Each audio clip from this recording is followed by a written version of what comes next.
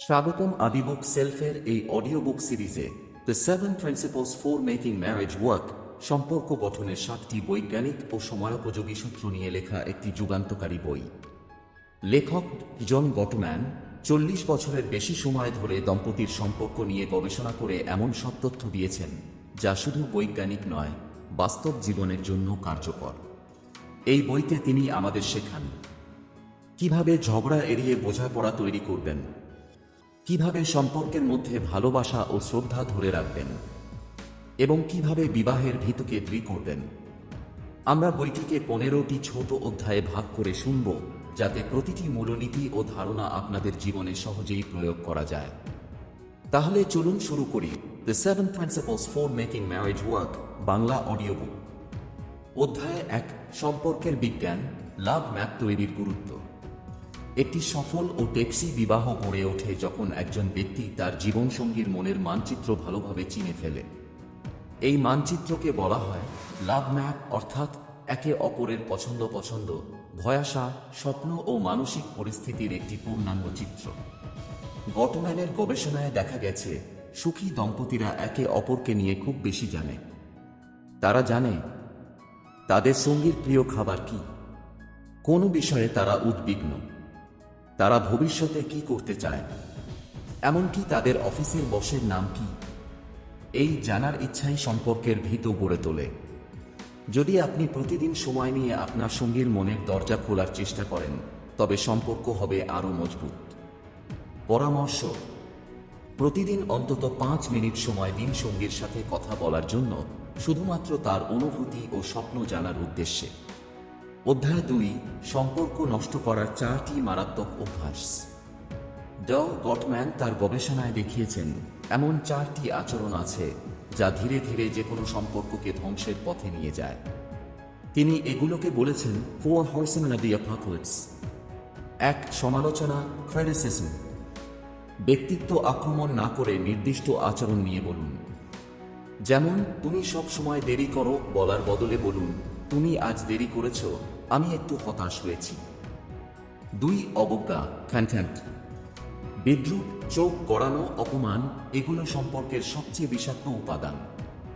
অবজ্ঞা মানে হলো আপনি সঙ্গীকে ছোট করে দেখছেন, যা সম্পর্ক ধ্বংস করে। 3, আত্মরক্ষা, ডিফেন্সিভনেস। নিজেকে নির্দোষ প্রমাণ করার চেষ্টায় সঙ্গীর কষ্টকে অস্বীকার করবেন না, বরং শুনুন, বুঝুন এবং দায়িত্ব নিন। 4, প্রতিরোধ বা দেয়াল তোলা, স্টোনওয়ালিং। যখন আপনি একদম চুপ হয়ে যান, সাড়া না দেন, তখন সঙ্গী আরও একা হয়ে পড়ে। এই দেয়াল ভাঙতে হলে নিজেকে কিছুক্ষণ বিরতি দিন, কিন্তু পরে আবার আলোচনায় ফিরে আসুন। পরামর্শ: এই 4টি আচরণ চিনে ফেলুন এবং সচেতনভাবে এগুলো থেকে দূরে থাকুন। পরিবর্তনের জন্য সময় দিন নিজেকে ও সঙ্গীকে। অধ্যায় 3, প্রেম মানে শুধু অনুভূতি নয়, একে অপরকে জানার সচেতন চেষ্টাও। অনেকেই মনে করেন প্রেম শুধু আবেগ আর অনুভূতির ব্যাপার, কিন্তু গটম্যান বলেন প্রেম মানে হচ্ছে একে অপরের মানসিক জগৎ সম্পর্কে জানার একটা ধারাবাহিক ও আন্তরিক প্রক্রিয়া। আপনি যখন আপনার সঙ্গীর ছোট ছোট দুঃখ, শৈশবের স্মৃতি, জীবনের লক্ষ্য, দৈনন্দিন চিন্তা, এইসব জানার জন্য কৌতূহলী হন, তখনই তৈরি হয় সত্যিকারের ভালোবাসা। এই জানার মাধ্যমে তৈরি হয় ইমোশনাল ব্যাংক অ্যাকাউন্ট।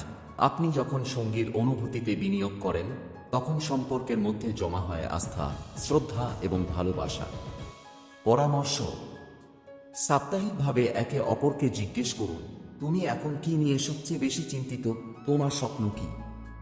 এই সংলাপেই গড়ে ওঠে গভীর সম্পর্ক। অধ্যায় 4, ছোট ছোট মুহূর্তের সারা সংযোগ গড়ে তোলার চাবিকাঠি। একটা মজার ব্যাপার হলো, সম্পর্ক তৈরি হয় বিশাল কোনো ঘটনার মধ্যে দিয়ে নয়, বরং শত ছোট ছোট মুহূর্ত দিয়ে। যখন একজন বলে আজকের আকাশটা দারুণ না, তখন অন্যজন যদি জবাবে হেসে বলে হ্যাঁ সত্যি, এই মুহূর্তটাই সম্পর্কের পাথেয়। দ্য গটম্যান এটাকে বলেন turn toward each other instead of away। অর্থাৎ আপনি যদি সঙ্গীর ছোট ছোট আবেগ, কথায় সাড়া দেন, তাহলে সেই সারা প্রতিক্রিয়ার মধ্যেই সম্পর্ক গভীর হয়। পরামর্শ: সঙ্গীর প্রতিটি ছোট ছোট কথার প্রতি মনোযোগ দিন। হয়তো সে আপনাকে নতুন কিছু বলছে না, তবু আপনার মনোযোগ তার কাছে অনেক বড় ব্যাপার। অধ্যায় 5, সম্পর্কের আবেগীয় আবহ, ইতিবাচক মনে রাখার শক্তি। প্রত্যেক সম্পর্কেই খারাপ সময় আসে, কিন্তু যেসব দম্পতিরা নিজেদের সম্পর্কের ভালো সময়গুলো মনে রাখতে পারে, তারা খারাপ সময়েও একে অপরকে আঁকড়ে ধরে। এই পজিটিভ সেন্টিমেন্ট ওভাররাইড মানসিকতা খুব গুরুত্বপূর্ণ। যদি আপনি আপনার সঙ্গীর প্রতি ইতিবাচক দৃষ্টিভঙ্গি রাখেন, তাহলে ছোটখাটো ভুল বা সমস্যাও সহজে ক্ষমা করতে পারবেন। পরামর্শ: নিয়মিতভাবে এমন স্মৃতিগুলো মনে করুন যখন আপনারা একে অপরকে আনন্দ দিয়েছিলেন। একসাথে ছবি দেখুন, গল্প করুন, আর মনে করিয়ে দিন আমরা ভালো সময় পার করেছি, আবার পারব। অধ্যায় 6, পারস্পরিক শ্রদ্ধা ও প্রশংসার সংস্কৃতি গড়ে তোলা। একটি শক্তিশালী সম্পর্ক গড়ে ওঠে এমন একটি আবেগীয় ভিত্তির উপর, যেখানে শ্রদ্ধা ও প্রশংসা প্রতিদিনের চর্চা। ড গটম্যান বলেন, যদি আপনি একে অপরের ভালো দিক খুঁজে বের করতে পারেন, তাহলে সেই সম্পর্ক দীর্ঘস্থায়ী হয়। অনেক সময় আমাদের মন একে অপরের ভুল ধরে রাখে বা কৃতকর্মের স্বীকৃতি দিতে কার্পণ্য করে, কিন্তু প্রশংসা করা, ধন্যবাদ জানানো, এই ছোট্ট আচরণগুলোই সঙ্গীর মনে নিরাপত্তা তৈরি করে। উদাহরণস্বরূপ, আজকে তুমি সত্যিই সুন্দর লাগছ, তুমি আমার পাশে থাকো বলেই আমি শক্তি পাই, তোমার রান্নাটা আজ অসাধারণ হয়েছে। এই ধরনের কথাগুলো শুধু সম্পর্ককে উষ্ণ করে না, বরং দম্পতিদের মাঝে বন্ধুত্বের বন্ধন জোরদার করে। পরামর্শ: প্রতিদিন অন্তত একবার সঙ্গীকে এমন কিছু বলুন যা তার আত্মবিশ্বাস বাড়ায়। অধ্যায় 7, প্রেম মানে শুধু বোঝাপড়া নয়, পারস্পরিক প্রভাব গ্রহণ। অনেকেই মনে করে একজন স্বামী বা স্ত্রী শুধু সিদ্ধান্ত নেবে, কিন্তু বাস্তবতা হলো সফল দম্পতিরা একে অপরের মতামত, অনুভূতি ও সিদ্ধান্তে প্রভাব নিতে শেখে। ড গটম্যান দেখিয়েছেন যে দম্পতিরা পারস্পরিক প্রভাব গ্রহণ করে, তাদের মধ্যে সম্মান, নম্রতা এবং বোঝাপড়া বেশি থাকে। উদাহরণ: ধরুন, স্বামী ছুটির দিনে ক্রিকেট দেখতে চায়, কিন্তু স্ত্রী চায় একসাথে বাইরে খেতে যেতে। যদি স্বামী স্ত্রীর ইচ্ছাকে প্রাধান্য দিতে শেখে এবং স্ত্রীও স্বামীর ভালো লাগা বোঝে, তাহলে তারা মিলেমিশে একটি সমাধানে পৌঁছতে পারে, হয়তো দুপুরে বাইরে খাওয়া এবং বিকেলে খেলা দেখা। পরামর্শ: সঙ্গীর অনুভূতিকে গুরুত্ব দিন এবং প্রয়োজনে নিজের ইচ্ছায় নমনীয় হন। এতে সম্পর্ক আরও ভারসাম্যপূর্ণ হবে। অধ্যায় 8, সমস্যার মুখোমুখি হওয়া, কিন্তু ভালোভাবে। সব সম্পর্কেই সমস্যা আসে, কিন্তু সুখী দম্পতিরা জানে কিভাবে সমস্যা নিয়ে শান্তভাবে কথা বলতে হয়। সমস্যা সমাধানের মূল উপায় হল সফট স্টার্টআপ, অর্থাৎ বিরক্তি বা রাগ নিয়ে নয়, বরং শান্তভাবে কথোপকথনের সূচনা করা। ভুল উপায়: তুমি কখনোই আমাকে সময় দাও না, তুমি শুধু তোমার কাজ নিয়েই ব্যস্ত। ভালো উপায়: আমি তোমাকে খুব মিস করি, ইচ্ছে করে একসাথে সময় কাটাতে। কিভাবে আমরা একটা সময় বের করতে পারি? এই পার্থক্যই সম্পর্ককে ধ্বংস কিংবা শুধরি করার পথে নিয়ে যায়। পরামর্শ: কোনো বিষয়ে আলোচনা শুরুর আগে নিজেকে একটু শান্ত করুন, তারপর সঙ্গীর প্রতি দয়া ও সম্মান রেখে কথা বলুন। অধ্যায় 9, সমস্যার গভীরে থাকা আবেগ বোঝা। অনেক সময় আমাদের ঝগড়াগুলোর পেছনে থাকে এমন কিছু অব্যক্ত আবেগ যা আমরা নিজেও বুঝি না, যেমন অবহেলা অনুভব করা, ভয় বা পুরনো কষ্ট। ড গটম্যান বলেন, প্রতিটি দ্বন্দ্বের গভীরে রয়েছে এমন আবেগ যেটা বোঝা গেলে সম্পর্ক সহজ হয়ে যায়। উদাহরণ: যদি কেউ বলে, তুমি আমার কথা কখনো শোনো না, এর পেছনে হয়তো রয়েছে, আমি অবহেলিত অনুভব করি বা আমি তোমার কাছ থেকে গুরুত্ব চাই। এই গভীর অনুভূতিগুলো সঙ্গীর সাথে শেয়ার করলে সম্পর্কের মধ্যে গভীর সংযোগ তৈরি হয়। পরামর্শ: তর্কে না গিয়ে সঙ্গীর কথার পেছনে থাকা অনুভূতিটা বোঝার চেষ্টা করুন, আর নিজের মনের কথাও খোলাখুলিভাবে জানান। অধ্যায় 10, শান্ত থাকা ও মেরামত করার কৌশল। ঝগড়ার সময় অনেকেই উত্তেজিত হয়ে পড়ে, হৃদস্পন্দন বেড়ে যায়, কণ্ঠস্বর চড়া হয়ে ওঠে। এ সময় যুক্তিবোধ কাজ করা বন্ধ করে দেয়। ড গটম্যান এই সময়টাকে বলেন ইমোশনাল ফ্লোরিং, অর্থাৎ আবেগে ভেসে যাওয়া। এই অবস্থায় কথা চালিয়ে গেলে লাভ হয় না, বরং ক্ষতি হয়। তাই দরকার টাইম আউট নেওয়া। কৌশল: কথা থামিয়ে বলুন, আমি একটু সময় নিতে চাই, পরে আবার কথা বলবো। 20 মিনিটের জন্য আলাদা হয়ে কিছু শান্তিকর কাজ করুন, হাঁটাহাঁটি, সঙ্গীত শোনা, মেডিটেশন। তারপর শান্ত হয়ে ফিরে এসে আলোচনায় বসুন। এই বিরতি কৌশল সম্পর্ককে ভেঙে পড়া থেকে বাঁচায়। পরামর্শ: ঝগড়ার সময় কখন থামতে হবে সেটা শিখে নিন। এটা দুর্বলতা নয়, বরং সম্পর্ক বাঁচানোর বুদ্ধিমত্তা। আপনি শুনছেন the 7 principles for making marriage work Bangla audio book series, একান্তভাবে আদি বুক সেলফ এর পক্ষ থেকে। এখন পর্যন্ত আমরা জেনেছি সম্পর্কের ভিত্তি কিভাবে গড়ে ওঠে, যেমন লাভ ম্যাপ তৈরি, 4টি ধ্বংসাত্মক আচরণ চিনে ফেলা, পারস্পরিক শ্রদ্ধা ও প্রশংসা, এবং আবেগ নিয়ন্ত্রণ ও মেরামতের কৌশল। এবার আমরা এগোচ্ছি পরবর্তী ধাপে, যেখানে আলোচনা হবে দাম্পত্য জীবনের আরও গভীর স্তরের চ্যালেঞ্জ, মতের অমিল কিভাবে বোঝাপড়ায় রূপ নিতে পারে, এবং কিভাবে সম্পর্ককে একে অপরের স্বপ্ন ও মানসিক যাত্রার সঙ্গে জড়িত করে আরও অর্থবহ করা যায়। তাহলে চলুন শুরু করি the 7 principles for making marriage work এর পরবর্তী অধ্যায়, একান্তে গভীরভাবে। চলুন প্রবেশ করি অধ্যায় 11তে। অধ্যায় 11, সমস্যা নিয়ে শান্তভাবে আলোচনা শুরু করা, সফট স্টার্টআপ।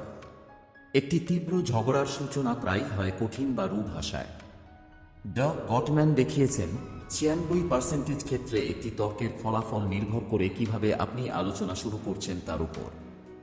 যখন কেউ আক্রমণাত্মকভাবে শুরু করে, তুমি কখনোই সাহায্য করো না, তখন অপরপক্ষ প্রতিরক্ষায় চলে যায় বা রেগে যায়। কিন্তু যখন আপনি বলেন, আমি এখন একটু ওভারওয়েলমড লাগছি, তুমি কি একটু সাহায্য করতে পারো, তখন সঙ্গীর কাছ থেকেও আসে সহানুভূতি। মূল মন্ত্র: অভিযোগ করুন কিন্তু দোষারোপ করবেন না। নিজের অনুভূতি বলুন এবং প্রয়োজন প্রকাশ করুন। আক্রমণ নয়, আহ্বান জানান। পরামর্শ: আলোচনার শুরুতেই শব্দের সাথে সাথে কণ্ঠস্বর ও চোখের ভাষাকেও কোমল রাখুন। অধ্যায় 12, মেরামতের প্রচেষ্টা, ভুল হলেও সম্পর্ক ঠিক রাখা যায়। সুখী দম্পতিরা শুধু ঝগড়া করে না, তারা ঝগড়া ঠিকও করতে জানে। তারা নিজেদের মধ্যে রিপেয়ার অ্যাটেম্পট ব্যবহার করে, অর্থাৎ এমন কিছু কথা বা আচরণ যা বিরোধের মাঝেও সম্পর্কটা ধরে রাখে। উদাহরণ: আচ্ছা, একটু থামি চল, আমরা পরে আরেকবার শান্ত হয়ে কথা বলি, আমি তোমার কথা বুঝতে চাই, একটু ধৈর্য ধরো। এইসব ছোট্ট কথাই যুদ্ধ থামিয়ে দেয় এবং বোঝাপড়ার জায়গা তৈরি করে। পরামর্শ: ঝগড়ার সময় যদি দেখেন পরিস্থিতি নিয়ন্ত্রণের বাইরে যাচ্ছে, তাহলে সঙ্গীর সঙ্গে সম্মত হন, চলো একটু বিরতি নিই, পরে কথা বলি। এটা দুর্বলতা নয়, সম্পর্কের জন্য শক্তির প্রকাশ। অধ্যায় 13, আত্মনিয়ন্ত্রণ চর্চা, উত্তেজনার সময় নিজেকে সামলে রাখা। আপনি যখন রেগে যান, শরীরের ভেতরে ঘটে যায় নানা পরিবর্তন।